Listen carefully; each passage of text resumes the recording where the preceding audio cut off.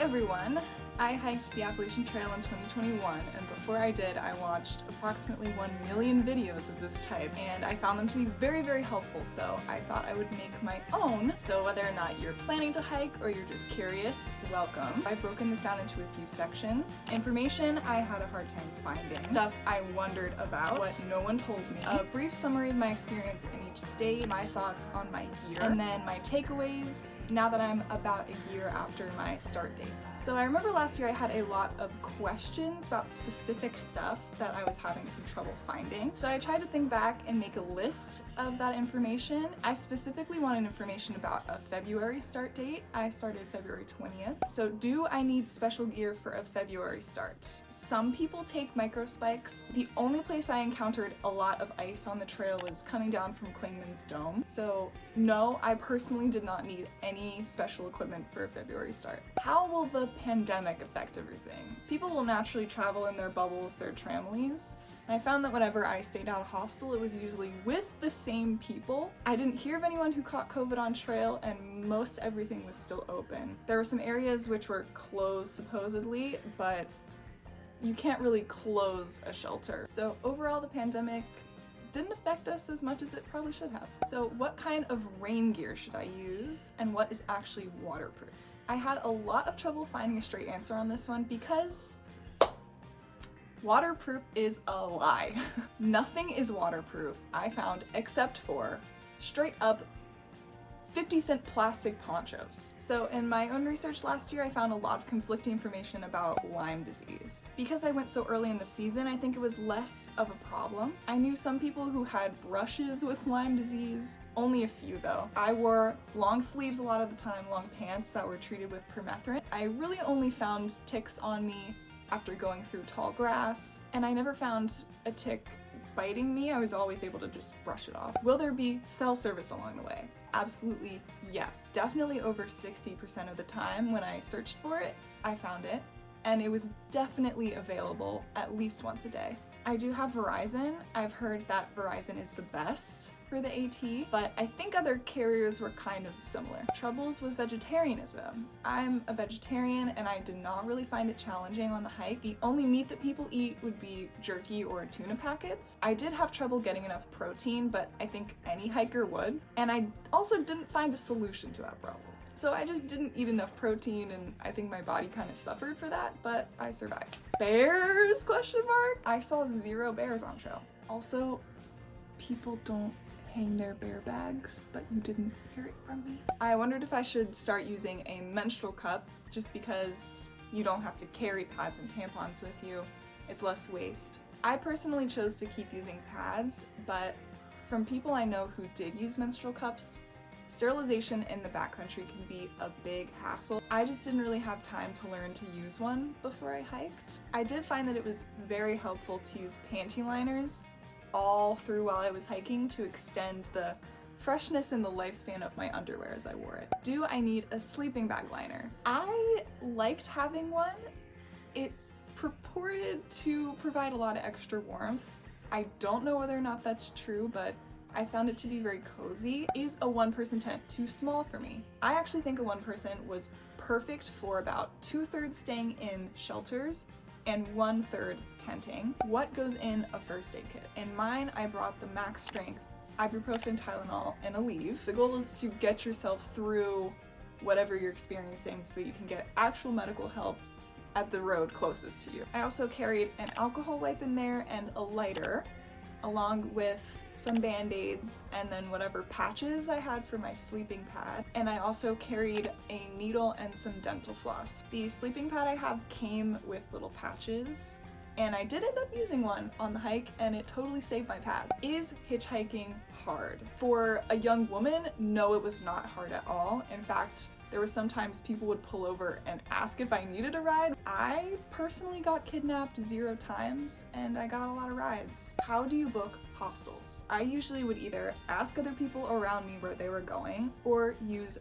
Guthook. If you've watched any more videos about through hiking, you've definitely heard of Guthook.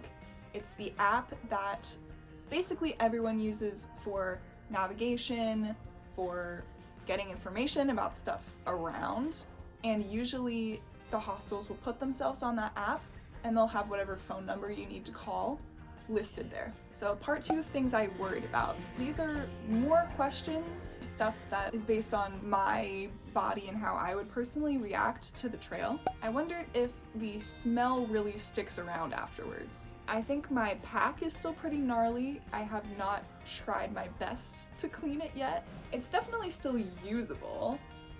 It doesn't smell good though. My puffy, the smell washed out of very well.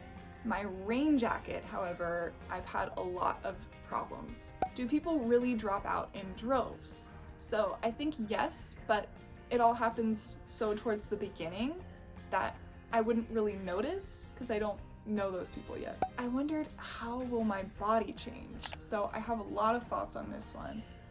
I was definitely the thinnest I've ever been in a long, long time. I noticed that my pits started smelling different than before. I had constant hiker hobble the entire trail, meaning that anytime I would stand up, I would hobble, hobble, hobble like an old woman. It would take some minutes of walking to get warmed up to lose the pain in the feet. I was trained as a ballet dancer for 10 years and I found myself completely unable to do any of the very basic movements. I really lost the ability to jump and hop and even run. I've thrown myself into the furnace and I've glowed red hot, and then I yanked myself out and I've hammered myself into a different shape. Now I'm like cooling into that shape. I noticed that my bowels started becoming much more urgent, and I noticed that in normal life, if I need to push myself further, I'm able to dig deep down and dredge more energy and effort. But I noticed on the hike, when I started demanding that for my body more and more,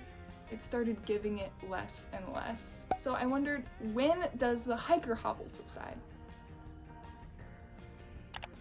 Is hiker hunger real, and what will it be like for me? I went into this thinking that hiker hunger would be just more stomach rumblies, but for me it manifested not as being able to eat more food at once, but just quicker receptiveness to more food. I wondered, what's it like to walk 30 miles in a day? I did do one 30-mile day. I built up to that mileage slowly, so it didn't feel like an insane accomplishment at the time. It is very cool to think of all of the landscape that I traveled that day. Also, towards the end, I felt my life force draining from my body. Like when you feel yourself starting to get a fever, fatigue just like deep in your bone marrow. That was also at the very end of my hike, so I think it was just exacerbating the deep set fatigue that I was feeling from the 2,000 plus miles before. Will you really get used to rain and muck? It was never pleasant, obviously. You just do it because you're doing it. I wondered, will I hike with the first friends I made through the entire trail? I personally did. I hiked with the people I met on day 5 up until I summited. There was a larger family of about 15 that hiked together until mid-Virginia and then started separating. There were some people who got injured and had to leave. For the most part, I did hike with a core group for the entire trail. I wondered, is it tough doing laundry with one set of clothes? So I did laundry almost always at hiker hostels, which have loaner clothes. They will provide you with a whole pile of clothes that they got, maybe at a thrift store, maybe donated, that you can wear while you're washing your stuff. I did also sometimes do laundry at laundromats or at hotels, where you just kind of gotta figure something out. Sometimes I wore my sleeping clothes if they didn't need to be washed, and sometimes you just wear a towel while you give your clothes to someone else. Hopefully you have a friend on hand. So I forgot to touch on post-trail depression. It is very real. It does affect a lot of people. Some people will just stay on trail and hike again. Everyone has their own way of dealing with feelings of emptiness after completing such a large goal. And for me, it's been mostly looking forward to the next things I want to do in life, which may or may not include long-distance hiking. And lastly, I wondered, will I get sick of food? I know a lot of people do.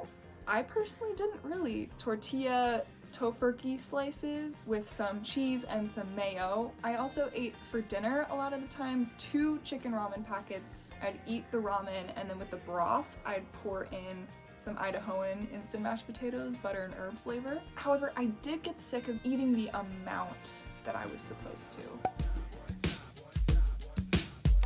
So moving on to what no one told me. These are some things that I found on the hike that were surprising or otherwise seemed really important to me that just no one mentioned at all. So number one, you will at some point in time poop your pants on your hike. No one told me about this, but it is almost universally true. And I'm here to sit before you today and admit that I most certainly did. Rewind to the bowels comment from earlier. So much of success on the hike is not about determination or strength or grit. I think most people who attempt have that. It's so much of logistics and just of luck and chance. I knew so many wonderful hikers who got injured and had to quit just because sometimes that happens. Because the experience takes up so much time, it's pretty likely that there will be some life event that happens. I, for example, had a death in the family while on trail, and it just so happened to be towards the end where everyone was able to wait for me to be finished to have a memorial for that person. So much of not being able to finish the trail, it's no one's fault. So there's this common saying that Virginia is flat. You'll speed up when you get to Virginia because it's flat. I do not know why people say this. It is not true. I think you speed up when you get to Virginia because that's when you're hitting your pace and your stride, and that's when you think you should be speeding up. But the actual flat part is through Maryland. I learned that the word waterproof is an absolute scam, and I need everyone to open their third eyes about this. Everyone just seems to accept this. I'd be like, my rain cover isn't waterproof. The water starts coming in after several hours in the rain. And everyone would be like, yeah, that's what happens. And I'm like, do we not understand this word waterproof? No one told me about loaner clothes, which I found to be so much fun. I missed having other clothes to wear, and you get to search through this big box of stuff and pick out your outfit. And lastly, it is all so mental out there. People did actually tell me about this, but I just found it to be so true. So much of the experience is just, I have 10 more hours to hike today while I'm in a moderate amount of pain. How am I going to get through this experience? And that is the exercise that you really do every day for however many months in a row. Okay, so on to my summary and overview of each state. I picked out one word that I thought would summarize each state. So my experience with starting February 20th was I was pretty cold until mid to late April. It snowed only a few times, and there was maybe 4 total times that I was very cold at night. I'm also a very cold sleeper. So Georgia, North Carolina, Tennessee, I picked the word warm up. This was just getting started, meeting friends, still very much winter. We started pushing 15-mile days after Fontana, heading into the Smoky Mountains. So for Virginia, I picked the word pace. We're getting in the groove, and it's starting to become normal to do 15s to 20s. And towards the end of Virginia, springs. For West Virginia and Maryland, I picked the word chill. It is absolutely the chillest stretch, and it should be known for being flat because it actually is. For Pennsylvania, I picked rocks. It was the first summer weather, and towards the north, lots of rocks. I also first started feeling my body wearing down a bit more through here. New Jersey, New York, I picked scrambly. There were some pretty annoying rock scrambles, and it was fully summer by this time. Connecticut, I picked quick. Connecticut went by in a flash. I had some good hospitality. Massachusetts, bugs. There were a lot of mosquitoes in Massachusetts. Vermont, pines. I know a lot of people pick mud. It is very true that Vermont is muddy, but it was also the first pine forests and lakes, which were so exciting. That's the main thing I remember when I think about Vermont. New Hampshire, I picked big. Big miles and big views, crazy steepness, just big landscape. And for Maine, I picked the word intense. Southern Maine was definitely the most technically challenging part of the trail. Slippery roots and rocks and bogs and slippery bog boards. Very, very steep, and it's also mentally taxing. But in exchange for that, you just get the most beautiful, gorgeous views. It also feels intense because it's the end of this very intense experience. Okay, so I want to do a quick summary of the basics of what I thought of my gear. My pack is an REI 40 liter. This is the Big Agnes Tiger Wall one-person tent. As a footprint, I carried this little piece of plastic, but it is actually made out of patio door insulation shrink kit, and it totally worked. I found it at like a Lowe's or a Home Depot for camp shoes, Crocs all the way. So for my sleeping pad, I have the Thermarest Neo Air X Lite. It's a really popular one. I've been very happy with this. It has sprung one leak, which I was able to patch with the patches included. It's also pretty loud when you're laying on it and crinkly sounding. So for my sleeping bag, I really have no complaints at all. I have the REI Magma 15 degree. This thing is still in great shape even after more than 2,000 miles. The sleeping liner I usually just kept in with the bag. I think if you were cutting weight, you could cut that out. So my poles, I carried these REI Flash Carbon. I did start the trail with these with about 1,000 miles on them, and one of them did snap on me in Tennessee, so I bought new ones. And a good trick I picked up is to wrap some duct tape around the pole right here. So my puffy, I'd say this is my #1 favorite piece of gear. You're not supposed to wear it while you're hiking, but I did all the time. My rain jacket, it's obviously not waterproof because, as we learned, waterproof is a lie. I probably should have ditched this. I did not wear it very often. I wore plastic ponchos instead. So I did carry a base layer sleep and warmth set with me for the entire trail. I probably could have ditched this as well in the summer. I did carry running shorts, could have ditched these probably. For shoes, I wore Ultras the whole way. I went through 3 pairs. They start off with a tank top and a long sleeve hiking shirt, but I quickly learned that all I needed was this Columbia long sleeve hiking shirt. The one that I brought on trail I wore the entire hike, so it has holes in the shoulders now. So the entire way I wore these REI Sahara hiking pants, so you can zip off the legs. This is what 2,000 miles of wear looks like on a pair of pants. I had to sew the button back on, as well as repair the back pockets. I think if I tried to wear them any longer, they would probably just rip. And we have a hole right here in the knee from tripping and falling on my way up to the summit of Katahdin. For underwear, the entire trail I used Ex Officio. They dry so quick. I started out carrying 3. I think I could carry 2. I just carried 2 normal sports bras. For socks, I carried 3 pairs of Darn Toughs. 2 of them I used for hiking, and 1 I just used for sleeping. For the cold months, I had this fleece neck buff and this balaclava. And for the summer months, I carried this bucket hat. So this right here is my cook kit. I carry my propane inside of the pot, and I really have no complaints at all about this stove. I think spoon is the move on trail. This is my bear bag from Hilltop Packs. It's not waterproof, but what's new? This poor thing got caught in branches very many times and had to be yanked down, and still works. For water filtration, I carried a Sawyer filter with me. I carried 2 smart water bottles, 1 dirty, 1 clean, with the Sawyer screwed on top of the dirty one. This is the black diamond headlamp that I used. I found it died pretty quickly.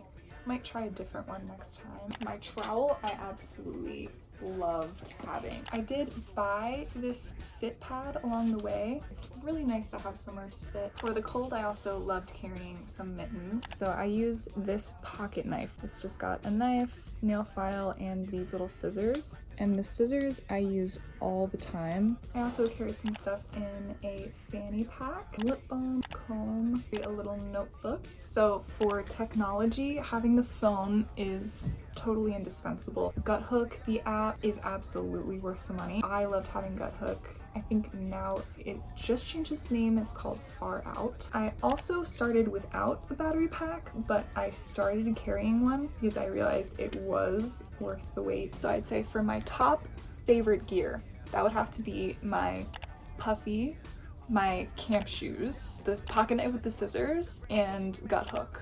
I think I could have gone without my rain jacket, those running shorts, things that I started with that I did ditch, a normal neck buff. I just didn't really use mine. I carried an additional tank top to start that I ditched, and my Frog Tog's rain pants, and things that I did not bring that I'm glad I didn't bring. I have a Garmin, I did not bring it. There's enough cell service on the trail, and I'm glad I did not bring a guidebook. Anything that you need, you can keep on your phone. And if something happens to your phone, there'll be someone else around who can help. So finally, I wanted to close with some of my takeaways. About a year after my start date, on the hike, I really got to practice living in the zone of, I'm in pain, I'm in discomfort, I would like to stop, but I could keep going. Living in this zone is the way to create real sustained change over time. When you choose to keep going, when you're able to do that over and over again in all of those dull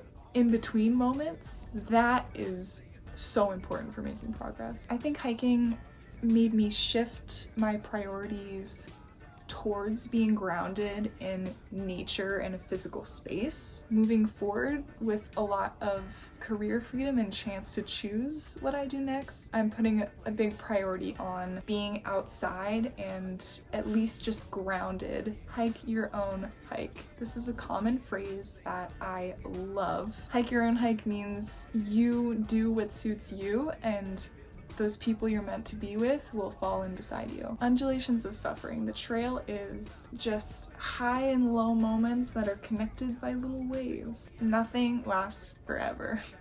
That's another way to phrase it. And I still talk to my trail friends, and I think I probably will for a long time. Get close very quickly when you're sharing an intense and unique experience. I think I will be sharing those kinds of bonds and experiences with people as I move forward in life, because they're very special and fulfilling. So that is a lot. Those are my reflections on my hike. I hope that this could be helpful to someone, or if you're just curious and you stuck around, hope you got something out of this. Thank you guys so much for watching, and best of luck.